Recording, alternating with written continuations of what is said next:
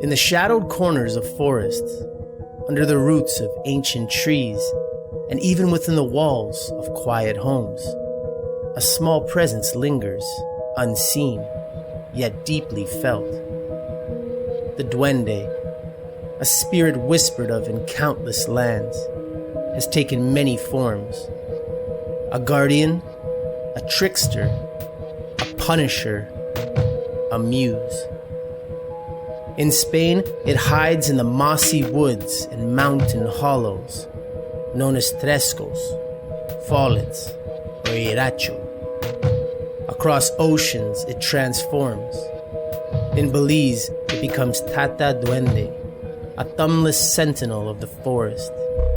In the Philippines, the Duende dwells in anthills, caves, and old trees, rewarding the respectful and cursing the careless. For centuries, children, villagers, and artists alike have glimpsed its fleeting shadow, heard its whisper, or felt its touch. Tonight, we trace the footsteps of this elusive being, exploring the myths, legends, and real encounters that give the Duende life and fear across the world. Join us as we step quietly into the unseen.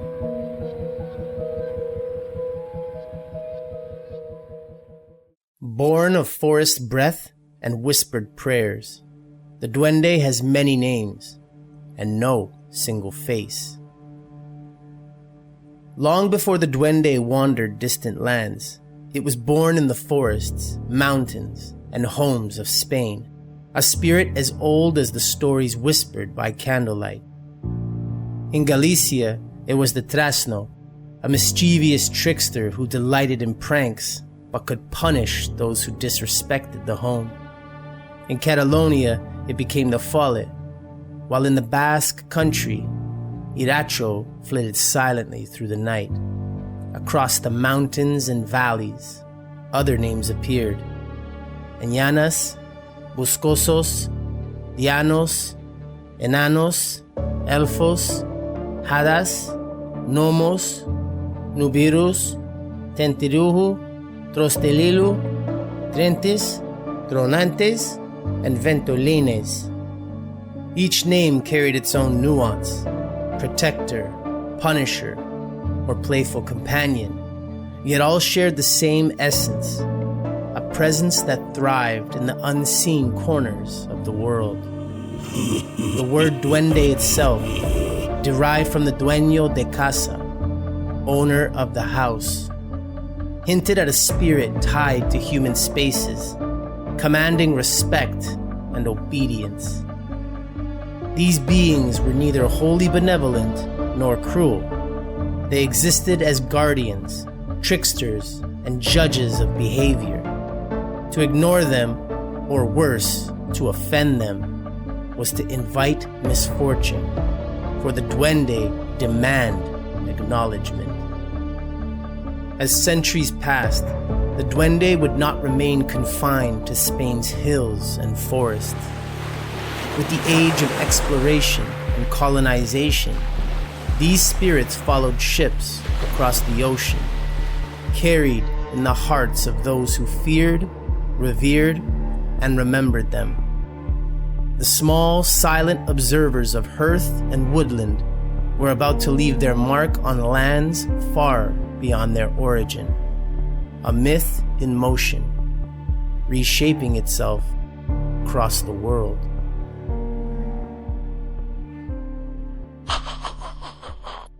When ships crossed the Atlantic, the old spirits stowed away in the dark. The Duende's story did not stay confined to the forests, villages, and mountains of Spain. According to legend, these elusive spirits were mischievous travelers, sneaking aboard ships and stowing away in barrels, cargo holds, and even the rigging of vessels.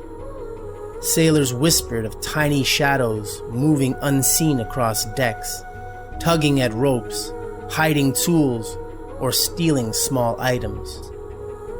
Never harming humans directly, but always leaving an unsettling presence. These stowaways, carried by ocean currents and human trade, became the first whispers of duendes in foreign lands. By the time Spanish ships reached the Americas, the duende had already woven itself into new cultures. In Central America, the Tata Duende haunted forests in Belize, a thumbless guardian and trickster alike. In Mexico and the American Southwest, duendes began appearing inside homes, especially near children's bedrooms, leading to tales of clipped toenails and mischievous nocturnal visits. In the Andes, the spirits were recorded as Warakia, inhabiting sacred trees and commanding the reverence of entire communities. Even distant islands like the Philippines and the Marianas carried echoes of the duende, known locally as Duende or Tautamona, inhabiting rocks, trees, and hidden corners, bringing either protection or mischief. Through their travels aboard ships, the duende became a truly global legend, a tiny but persistent spirit, moving silently with humans across oceans, spreading folklore, fear, and fascination wherever they went. From Europe to the Americas, and across the islands of the Pacific, the duende proved that no matter the distance, some legends cannot be contained.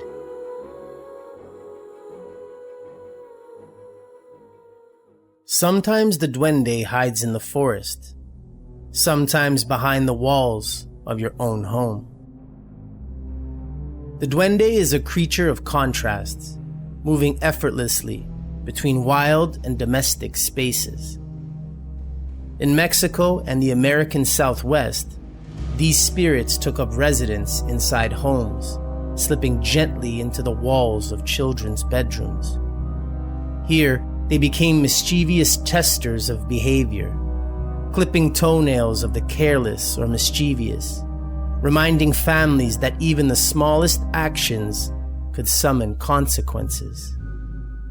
Inside the walls, the duende transformed fear into a lesson, blending mischief with guardianship, always watching, always present. Farther south, in the cloud forests of Oaxaca and the Andean highlands, the duende merged with older spirits. In Peru, the Warakia inhabited sacred alder trees, beings of dawn light energy, sometimes sensual, sometimes solemn. Villagers would venerate these spirits with rituals, offerings, and consecrated priestesses, acknowledging their power over fertility, harvest, and the unseen. Here, the duende became not a trickster, but a force intertwined with nature and human life, commanding respect through awe and devotion. Across the oceans, the islands of the Pacific carried these beliefs further. In the Philippines, the duende dwelt in anthills, caves, and ancient trees, appearing white or black, good or evil depending on their temperament and the care of humans. On the Marianas Islands, the Chamorro told of Tautomona, mischievous or protective small spirits that could hide children, rearrange possessions, or guide the weary traveler. Across every land, the duende adapted, small in stature, but immense in presence, a mirror reflecting human behavior, fear, and reverence. In every forest, home, and sacred grove, the duende remained a silent observer, reminding humanity that respect for the unseen could mean the difference between blessing and misfortune.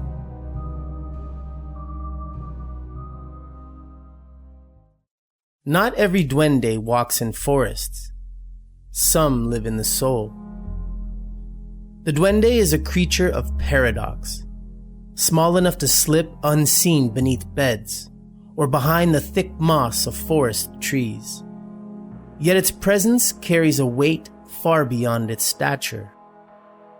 Across cultures, it is described as humanoid, but otherworldly, sometimes shadowy and indistinct, other times glowing faintly with eyes that pierce the darkness.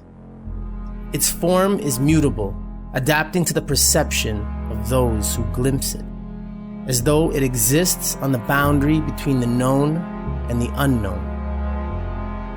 Its personality is equally complex, mischievous and cunning.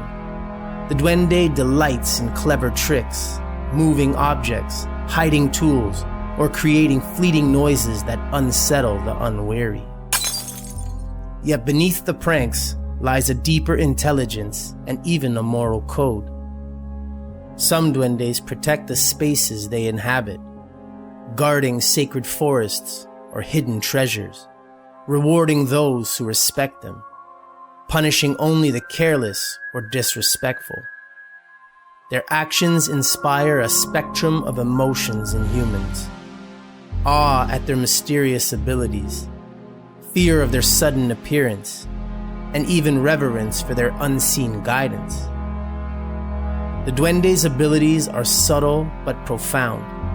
It can vanish into shadows, slip through walls, or manipulate objects with a seemingly invisible hand. It is at once playful and terrifying, a creature that reminds humans of their own vulnerability and the unseen forces that move through the world. A fleeting glimpse, a sudden sound, or an unexplained disturbance is enough to make its presence felt, leaving humans questioning what is real and what belongs to the world of spirits. Even in its mischief, there is beauty. Occasionally, the Duende delights in small, harmless games, a fleeting dance of movement in moonlight forests or quiet homes. But these moments are rare and always fleeting, leaving behind a sense of wonder intertwined with the chill of the unknown. The Duende has not vanished. It watches, just beyond the light. Even today, the Duende refuses to fade into history. In rural villages across Mexico, Belize, and the Andes, locals speak in hushed tones of fleeting glimpses, a shadow flitting between trees, a mischievous laugh echoing in empty homes, or an unseen hand nudging children toward caution. In the Philippines, elders still warn against stepping on anthills, for to offend a duende is to invite misfortune, a curse that may linger until respect is restored. On the Marianas Islands, Choromo storytellers recall tatamonas hiding in caves or beneath roots, sometimes aiding, sometimes admonishing, reminding each generation that the unseen is always present. The Duende persists because it embodies the universal human encounter with the unknown. It is at once a moral guardian, a trickster, and a force of inspiration, a reflection of the boundaries between respect and fear, humility and hubris. Its influence extends beyond folklore into the arts, where the Duende continues to haunt flamenco, poetry, and music, stirring raw emotion in those who dare to embrace it.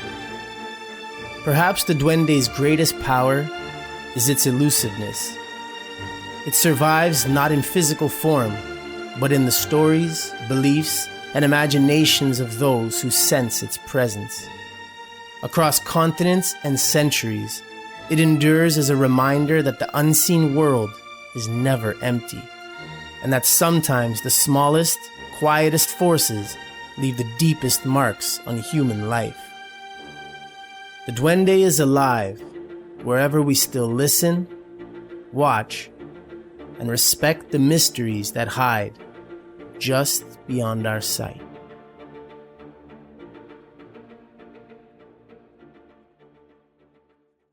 The Duende is more than a legend whispered among forests, mountains, and homes. It is a presence that threads through time, culture, and imagination.